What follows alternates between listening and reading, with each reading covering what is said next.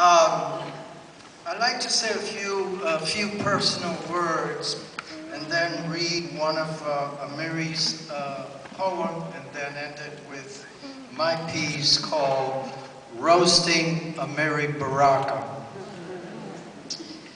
When Amiri turned 72, he called me and said that they were going to have a birthday celebration if I would join in this roasting. I took it serious. And I said, Amiri, you were born roasting. You're always on fire. He said, but don't say it too loud because you know what America wants to do with me. I said, yeah, I know what America wants to do with you, wants to do with us. In 1965, when I first went to NYU and went to my dormitory for the first time, I entered the hallway before I got into the living room.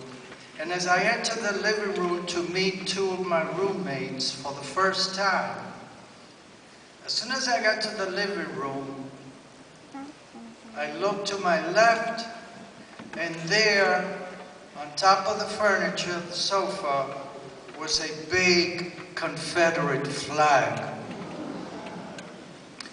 That was my first day at NYU. So I looked at it, and I said, coño carajo. If you want a translation, ask me later. I looked at that flag, and you can imagine the fire that entered my body and the rage. So I asked for the individual who put it up, and he came forth, and I just approached him and said, you're going to have to take that flag down. He said to me, freedom of speech. And I said, no, that's freedom of terror.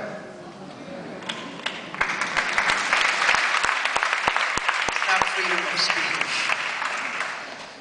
So he wouldn't take it down. I didn't want to start my first day kicking ass.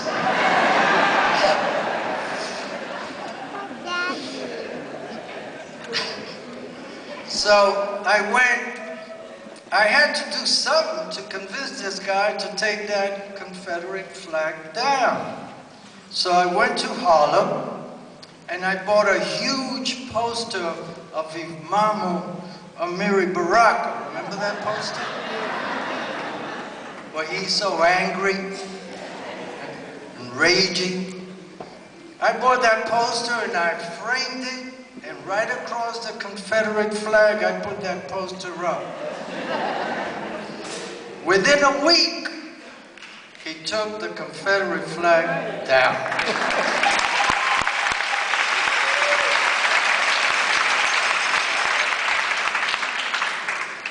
We made peace after that. I invited him to the Southeast Bronx to taste my mother's rice and beans philosophy.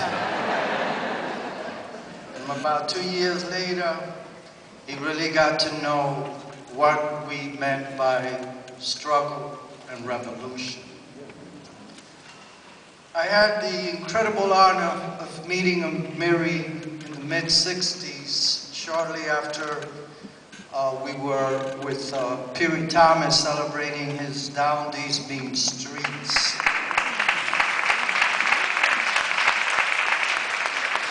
The last time that Amiri and I were together with so many beautiful people to celebrate Amiri Piri Thomas, Amiri wrote a paper called Where Did We Get To After Walking These Mean Streets, which he did in May 23rd of 2012.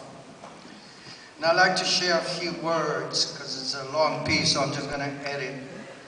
And it says, it seems I've been drafted to give the last word on a whole generation, a whole epic of human life, struggle, and whatever realization. The real boundaries of our lives are material as well as in our heads. The question is, how do we use one dimension against the other? How do we fly when flying is illegal? How do we create beauty if it has been decided that actual beauty must be kept out of reach? We are all a people whose minds and lives have been twisted by the desires of the powerful. They are sick, but so are we.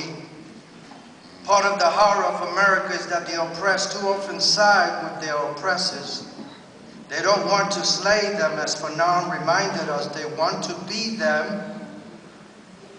And this, I begin this way because that's what Piri has taught me. I have some great flicks of us overnighting in Newark with families, talking and drinking and laughing and cursing about America, this disease thing.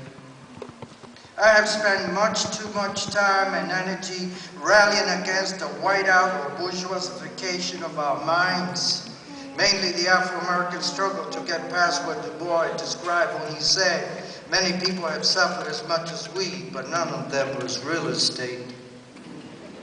The double consciousness, to see yourself through the eyes of people that hate you.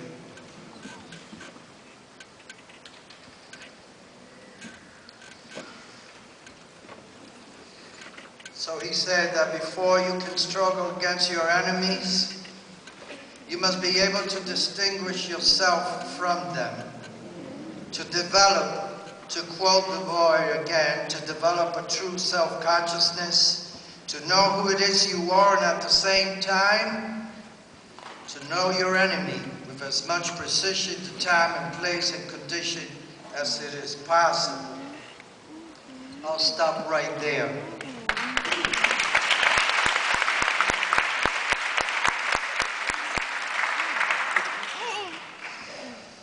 Amiri took me in the very first day we met, and we've lost an incredible voice, brother, humanitarian, a true revolutionary in spirit and word and action. In choosing Amiri Baraka's poem, like many of us, I had to get every book I could find. And I put every book in a different part of my house, and I finally came upon the poem that I wanted to share with you. And it came to mind that you cannot celebrate Amiri Baraka without truly celebrating the spirit of his life, Amina.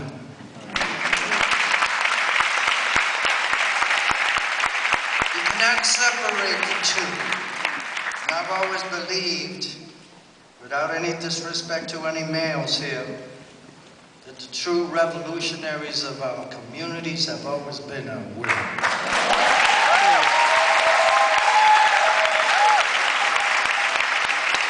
And I say that with the deepest respect to everyone. This is called Revolutionary Love, which Amiri wrote for Amina. Amina, this is your day as well.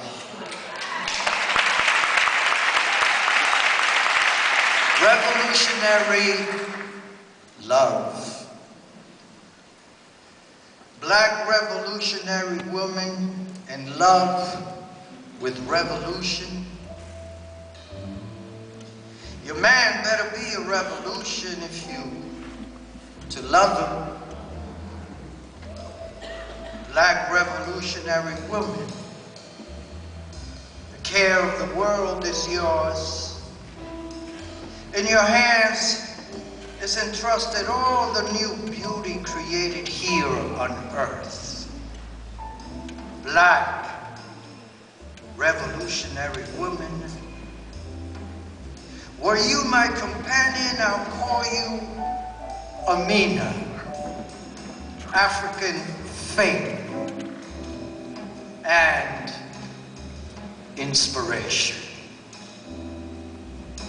Were you my comrade in struggle, I still call you lady, great lady. Bibi, black revolutionary woman, were you my woman?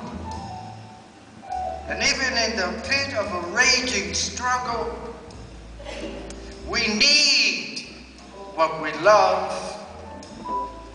We need what we desire to create Well, you my woman, I'll call you companion, comrade, sister, black lady, African faith. I'll call you house, casa in Spanish. Black revolutionary women, I'll call you wife. Thank you. Amina, that's for you. You love it.